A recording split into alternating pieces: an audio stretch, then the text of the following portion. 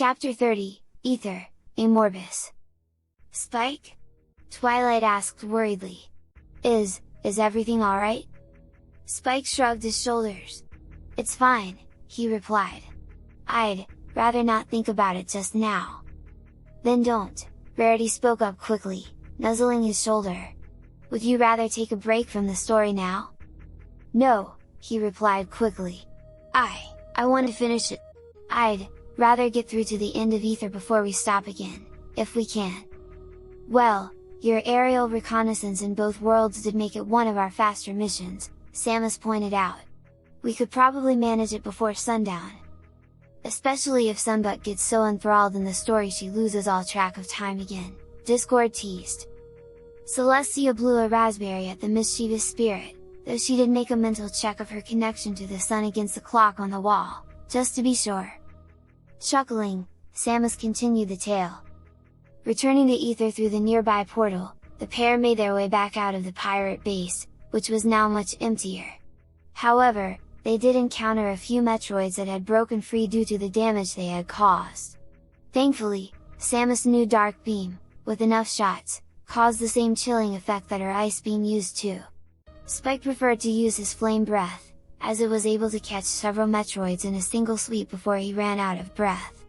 Besides, he no longer had a need to eat everything in sight, though he did occasionally eat a nearby attacking creature to replenish his energy. 1. Once outside the pirate base, the pair made their way back to the other primary portal to Dark Aether and Aegon. Passing through, they made their way to the one part of Dark Aegon that Spike wasn't able to explore on his first flight there, the Dark Temple itself. Once there, a side passage granted Samus access to the last temple key. Bringing the 3 keys to the gate, they opened the path to the dark version of the arena where Samus had reacquired her Morph Ball bombs. The area was one massive sand pit, with 3 Luminoth crystals and 3 beacons scattered around the outside at equal spacing, surrounding a massive black sphere with similarly colored things wrapped around it. Once Samus and Spike entered the sand pit, however, things quickly changed. The things curled around the sphere turned out to be giant, grayish worms with 3 eyes and a massive mouth, and they seemed to be attached to the sphere. Samus quickly scanned the creatures as they began to move, identifying them as Amorbis. Her scans revealed the best way to fight them was to break their shells when they leapt out of the ground to attack her, and that they apparently drew energy from the sphere. When she relayed that information to Spike, he took to the air. At first, he tried attacking the sphere directly with his breath, claws, and mass, but this proved fruitless. Also, it drew the attention of the Amorbis, making them attack him. Thankfully, his breath was exceptionally effective against the Amorbis themselves, shattering their protective shells as he swept their long bodies with his intense beam.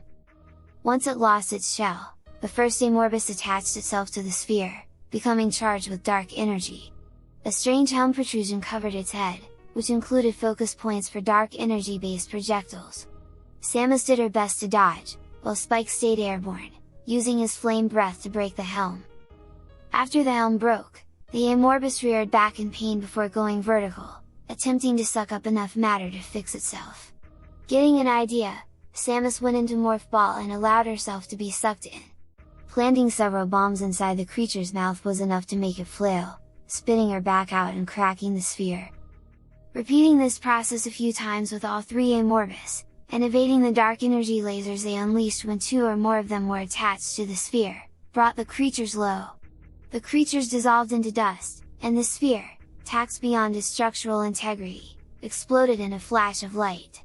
Left behind was what Samus easily recognized as a suit upgrade for her, though it didn't show the usual signs of Chozo construction. It more closely resembled what she'd seen of Luminoth Deck, especially as it was generating a safe zone. Samus purposefully walked forward and acquired it. As the Luminoth Tech fused with her Chozo power suit, the safe zone vanished, and she stood changed. Her suit was now a dark brown with grey plates, red glowing dots scattered across the suit. Her shoulder pauldrons were now flat circles, and her visor shield was a bright orange. Her HUD gave her a status update. Dark Suit acquired. This Luminoth Tech power suit adaptation has drastically reduced the amount of damage you take from Dark Aether's atmosphere, providing protection roughly equivalent to Spike's Dark Mode. defensive shielding has also increased in effectiveness. "Well, that's helpful," Samus commented dryly. She and Spike then made their way to the Dark Aether Temple. As it turned out, draining the energy into the energy transfer module was quite straightforward, involving little more than Samus jamming her arm cannon into an appropriately shaped receptacle. As a bonus, doing so also fully replenished her energy reserves. Also, the storms above Dark Aegon grew slightly worse. Returning to Aegon Temple, the pair found that restoring the energy was just as straightforward. Apparently, the Luminoth tech was designed to take care of most of it on its own. With the energy restored to the energy controller, it began to broadcast energy across Aegon, calming the storms and beginning the process of revitalizing the landscape. A beam of energy shot out from the controller, connecting it to the one in the Grand Temple. With their work in Aegon done, the pair left the region to return to the Grand Temple and consult with Umos. 1. I know some people have been complaining about the running gag of Spike eating everything in sight, but it was supposed to be a parallel to Samus collecting energy and weapon pickups in the games. So, if you played the game on Spike mode, you would replenish health and ammo by eating creatures.